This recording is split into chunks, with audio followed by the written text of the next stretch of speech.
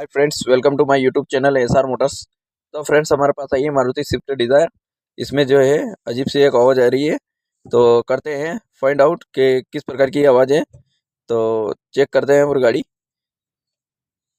तो इसका जो है फ्रंट शोकर जो है लीक हो चुका है फ्रेंड। और लेकिन ये आवाज़ जो है शोकर की नहीं है फ्रेंड। आप इसके नीचे का देख सकते हैं, इसका जो क्रॉस मेंबर है, आगे का फ्रंट क्रॉस मेंबर जिस पे पूरा सस्पेंशन टिकता है, वो पूरी तरीके से डैमेज हो चुका है फ्रेंड। तो इसलिए ये अजीब सी आवाज़ आ रही थी। तो दिखाता हूँ आपको, पूरा तरीके से डैमेज हो चुका है फ्रेंड।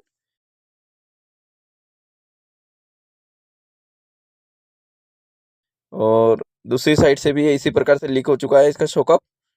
और इसी तरीके से जो है नीचे इस साइड भी है, इसका जो है क्रॉस मेंबर पूरी तरीके से टूट चुका है फ्रेंड।